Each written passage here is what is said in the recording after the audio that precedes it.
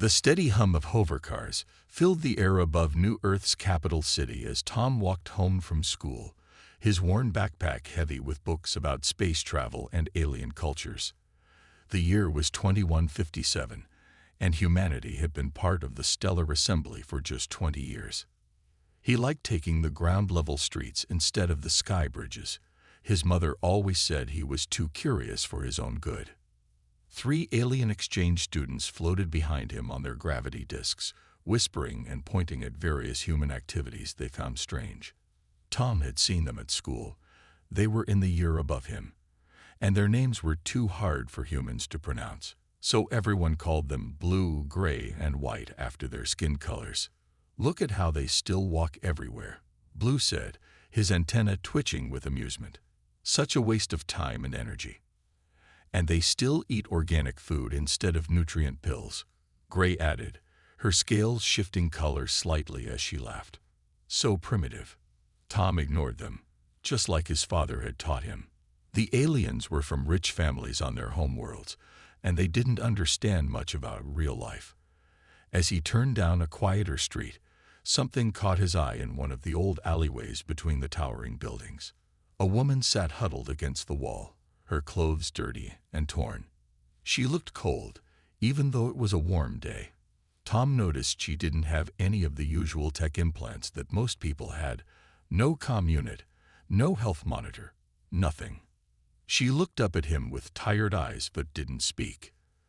Without hesitating, Tom took off his jacket and walked toward her. Behind him, he heard the alien student's gravity disks whirring closer, probably curious about what he was doing. "Here," he said, holding out his jacket to the woman. "You look cold." The woman's eyes widened slightly, but she didn't move to take the jacket. Tom gently placed it around her shoulders. Then he sat down next to her and opened his lunchbox. He hadn't been hungry at school, so it was still full. "I have a sandwich and some fruit. Would you like to share?" Recording this, White whispered to his companions, his crystalline body reflecting the afternoon sun. Perfect example of human inefficiency for our cultural studies project. "Look how he wastes resources on a non-productive member of society," Blue added, his antenna now fully extended with excitement. "This is why humans will never advance beyond basic space travel." Tom broke the sandwich in half and handed the bigger piece to the woman. She took it with shaking hands, and he pretended not to notice the tears in her eyes. "I'm Tom," he said quietly. "Do you like apple juice? My mom always packs extra." "Disgusting display of weakness," Gray commented, her scales now a mottled pattern of disapproval. "In our society, we remove non-productive individuals from the cities. It's more efficient." The woman ate slowly, carefully, like she was savoring every bite. Tom noticed her hands were clean despite her ragged clothes, and her eyes seemed to take in everything around them with unusual sharpness.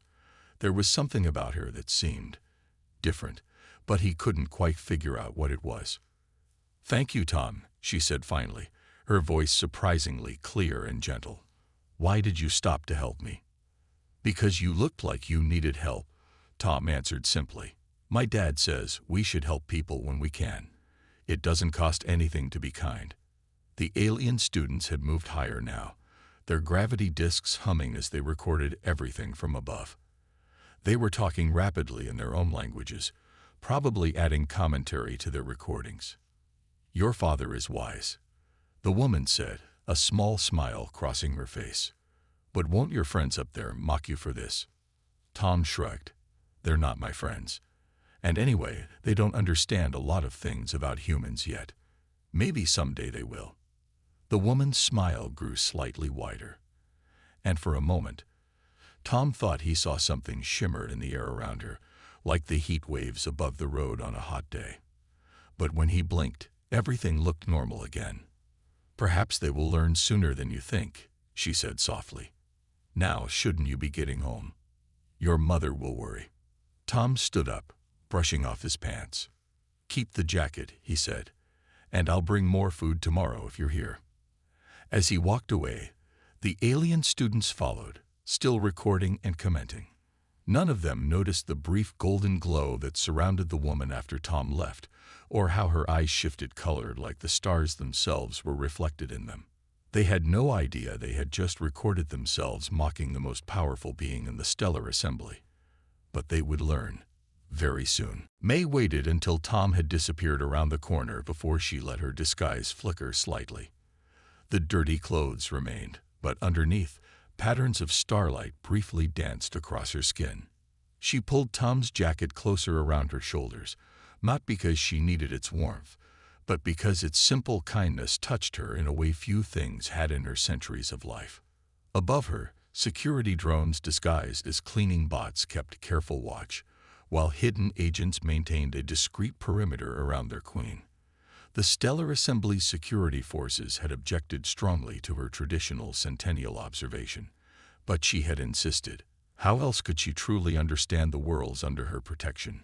She watched as the 3 alien students zoomed away on their gravity disks, already sending their recordings to their friends back home. Their casual cruelty was exactly why she had started these secret visits hundreds of years ago. Power and technology didn't equal wisdom. That was a lesson many worlds still needed to learn. "My queen," a quiet voice whispered from a hidden comm unit in her ear. "The Council is demanding an emergency update. They're concerned about the rising anti-human sentiment in the outer systems." May sighed softly. "Tell them I'm gathering important data. The observation period isn't complete." She stood up slowly, maintaining her appearance of weakness for any watching eyes. The problems had started 3 months ago, when several wealthy worlds began pushing to remove Earth from the assembly. They claimed humans were too primitive, too emotional, too inefficient. The old fears and prejudices, wrapped in new excuses. Walking down the alley, May noticed other humans going about their day. A woman rushing to work paused to drop some credits in a charity collection box. An old man helped a lost alien tourist understand the public transport system. A group of children shared their snacks with a stray cat. 100 small kindnesses that the Assembly's efficiency experts would call wasteful. Update from intelligence. The voice in her ear reported. The recording of the human boy is spreading rapidly through the Assembly's youth networks. Comments are mostly negative, my queen. May touched the jacket around her shoulders. "Let it spread," she said quietly. "Sometimes the best lessons start with a mistake." She passed a public view screen showing news from across human space. Colonies on Mars, stations around Jupiter, mining outposts in the asteroid belt, all built in just a few centuries. The Assembly's technical advisors had said it would take humans at least 500 years to reach this level. They hadn't counted on human determination, or their strange ability to turn competition into cooperation when needed. A small group of alien tourists flew past overhead, pointing at the primitive ground-level streets and buildings. They never noticed how the older architecture supported the modern additions, how the past and future worked together instead of fighting each other. Just like they never noticed how humans had taken assembly technology and found new, creative ways to use it. May's hidden guards tensed as 3 more alien students approached, friends of blue, gray, and white. They were watching the recording from earlier, their laughter sharp and unkind. "Look at that stupid human, wasting food on a beggar. They'll never understand proper civilization. My parents says they should never have been allowed into the assembly." May smiled slightly as they passed. The assembly had originally been formed to prevent wars between advanced species, to help them work together despite their differences. Somewhere along the way, some members had forgotten that different didn't mean worse. The afternoon sun was setting now, painting the sky in colors that reminded May of her home system's triple suns. She had seen thousands of worlds, met countless species, but there was something special about Earth. Humans made mistakes, definitely. They could be cruel and short-sighted, like any species, but they could also be surprisingly wise. "My queen," the voice in her ear said urgently, "the Council has called an emergency session. They're going to vote on Earth's membership status." May touched the jacket again, thinking of Tom's simple explanation. It doesn't cost anything to be kind. Good, she said softly. Tell them their queen will attend.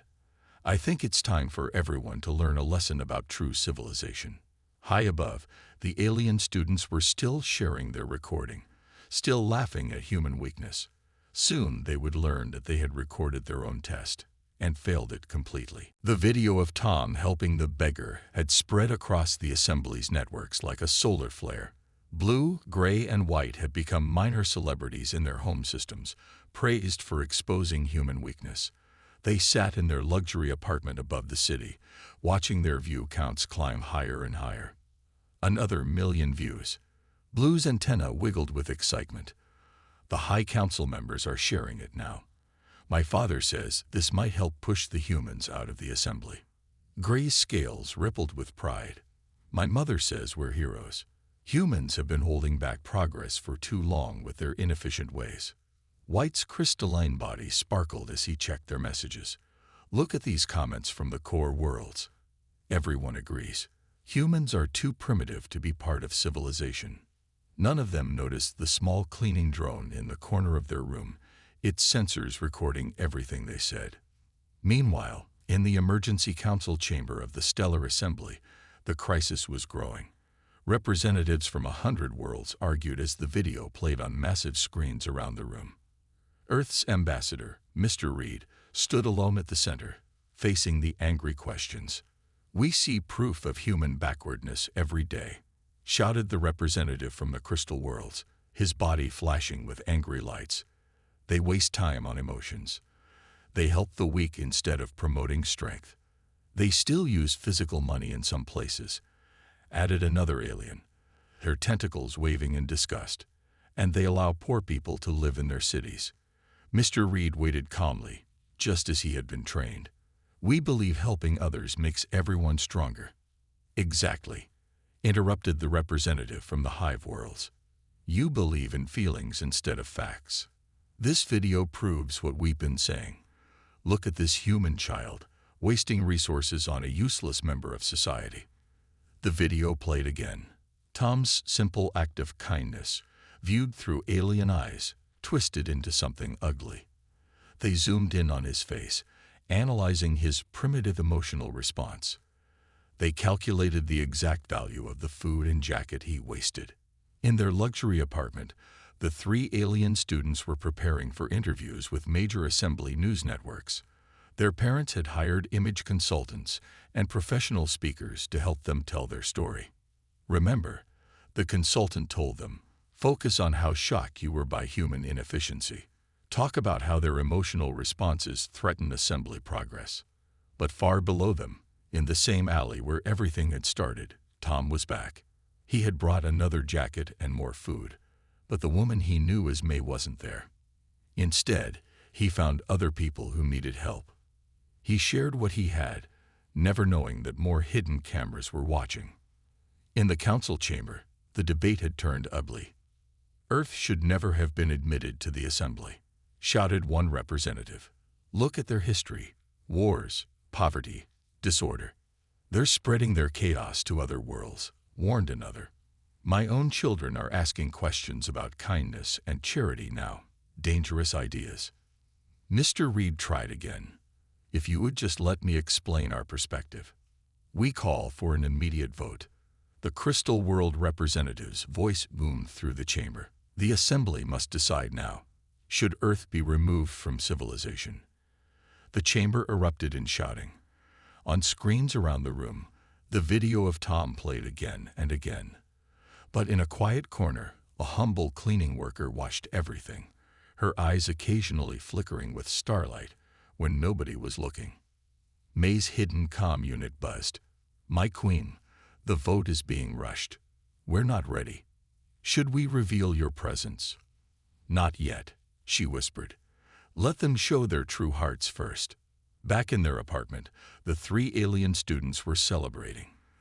Their video had now reached every corner of the assembly.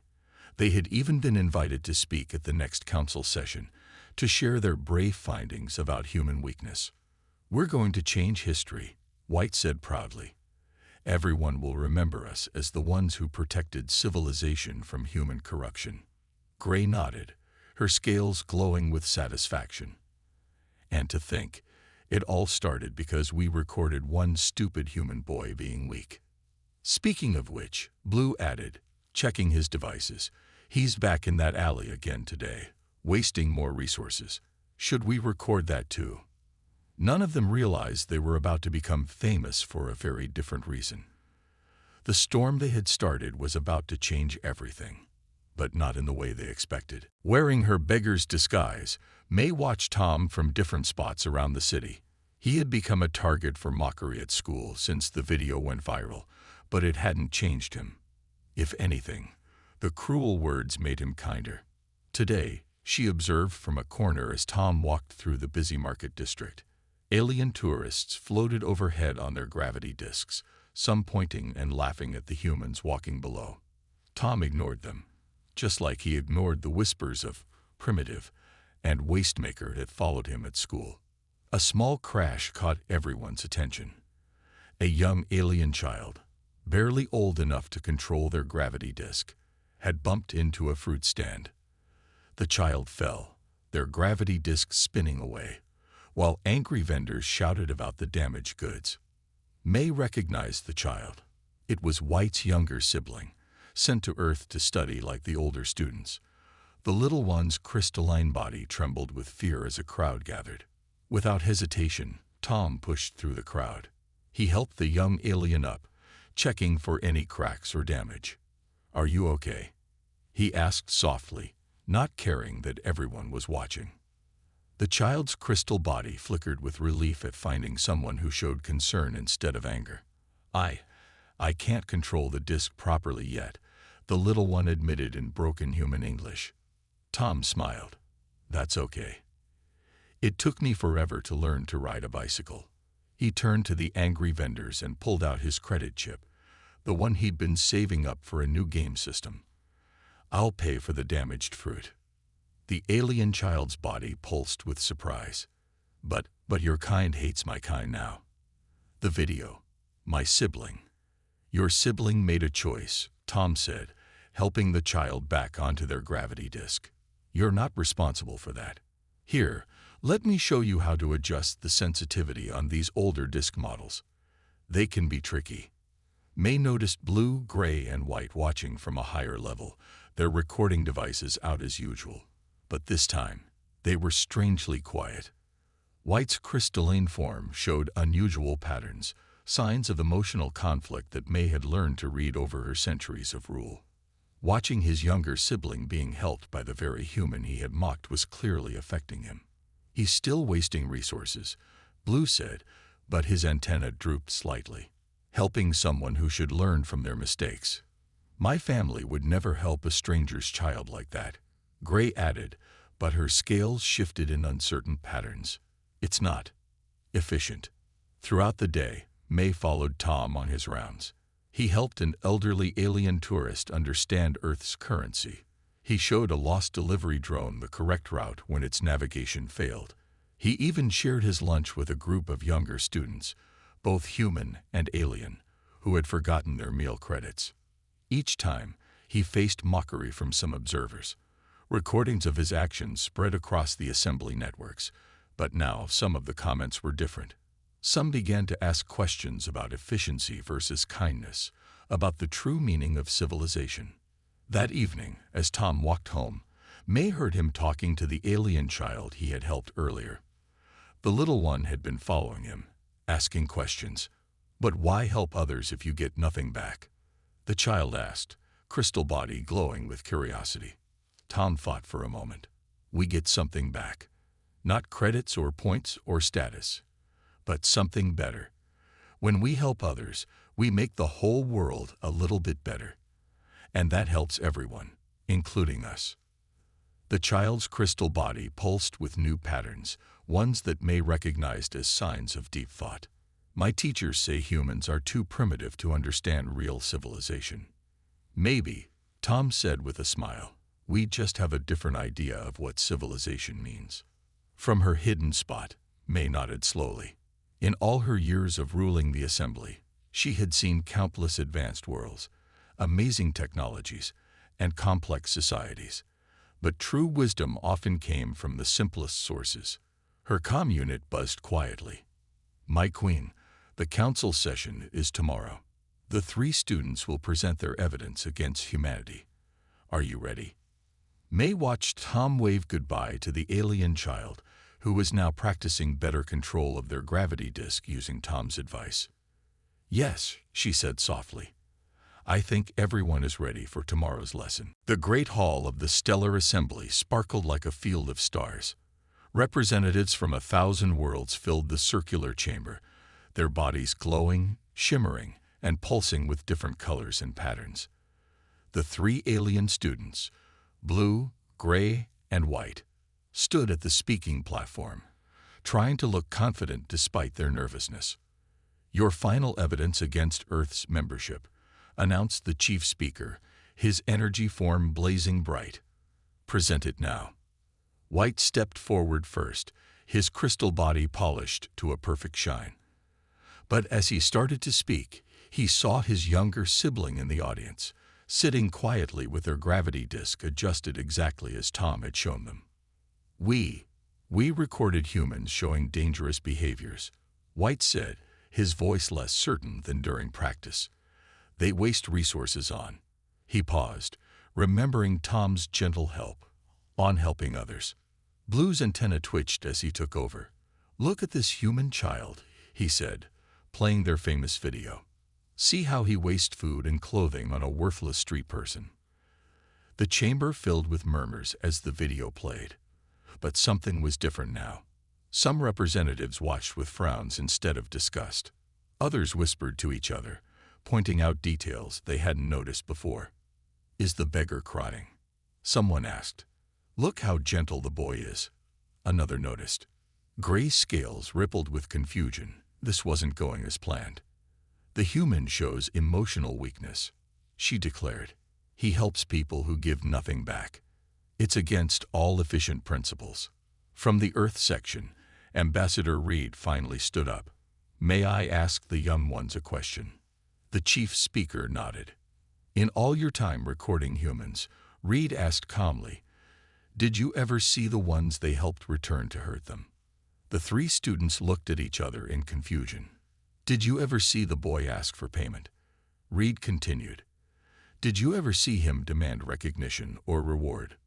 "No, but," Blue started. "And tell us," Reed pressed gently, "what happened yesterday in the market district?" White's crystal body dimmed slightly. "The human boy, he helped my younger sibling. After everything we did to him, he still helped." A new wave of whispers filled the chamber.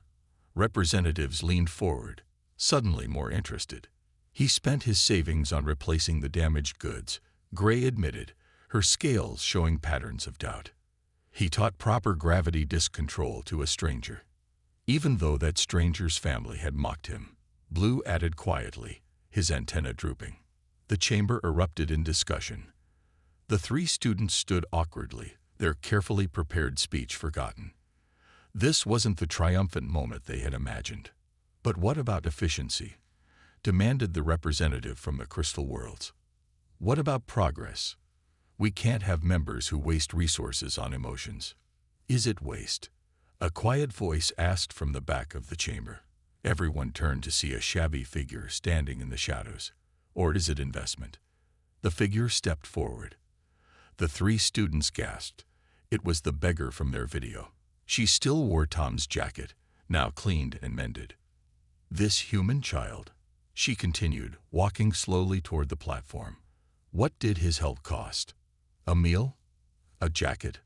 Some credits for damaged fruit? Small things." She reached the center of the chamber. "And what did it create? Hope in a hungry person's heart. Trust between different species. Wisdom passed from one child to another. Are these small things too? Who are you to question assembly policy?" the Crystal World representative demanded. The shabby figure smiled, and suddenly the air around her began to shimmer. The 3 students felt their hearts stop as they realized what was happening. White's younger sibling gasped in surprise. "I am someone who has watched civilizations rise and fall," she said softly. I am someone who knows that true greatness isn't measured in technology or efficiency alone. The beggar's rags began to glow with starlight. The transformation hadn't started yet, but everyone could feel what was coming. In the Earth section, Ambassador Reed smiled, finally understanding why his reports to the Assembly had been handled so smoothly lately. Blue, gray, and white stood frozen, their minds racing back through every cruel word, every mocking laugh, every moment they had recorded. They had thought they were judging humanity. They never imagined they were the ones being tested. The air in the great hall crackled with energy as May's transformation began. Her ragged clothes dissolved into threads of starlight, revealing royal robes woven from the essence of nebulae. Her gray hair became a flowing stream of cosmic light, and her eyes held the depth of galaxies. Where the beggar had stood, Queen Starweaver now commanded the chamber's attention. Blue fell to his knees, his antenna flat against his head in terror. Gray's scales turned pale white, while White's crystal body became so transparent he was almost invisible. They had spent weeks mocking their own queen. My queen," the chief speaker stammered, his energy form flickering with shock. "We had no word of your arrival." "Of course not," Queen Starweaver said, her voice carrying the wisdom of centuries. "How else could I see the true face of our civilization?"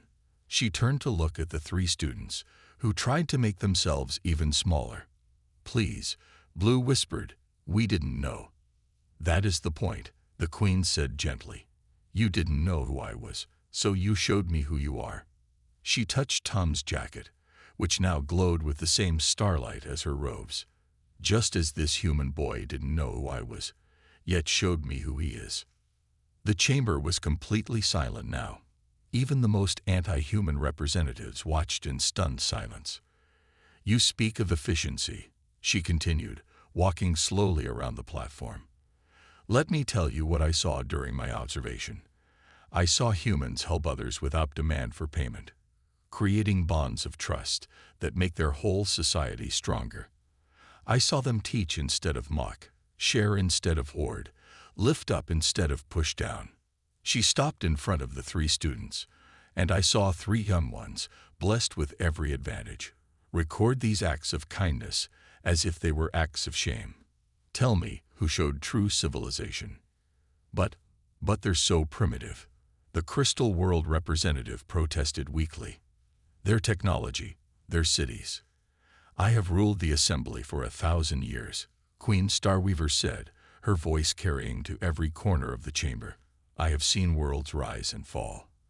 And I tell you this, technology without wisdom is like a gravity disk without control. It will only lead to a crash." She waved her hand, and above the chamber, images appeared. Tom sharing his lunch, teaching the alien child, helping the tourist. But now everyone could see what the Queen had seen, the ripples of those actions spreading outward, touching life after life. "Your own children are asking questions about kindness," she reminded them. "You called this dangerous. I call it the beginning of wisdom." White's younger sibling flew their gravity disk forward. "The human boy taught me better control than my teachers," they said bravely. "He didn't care that my family had hurt him. He just wanted to help." Queen Starweaver smiled. "From the mouth of a child. Wisdom again.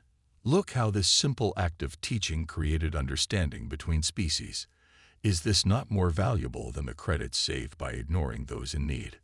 She turned to face the Assembly. "I have tested many worlds in my time as your queen.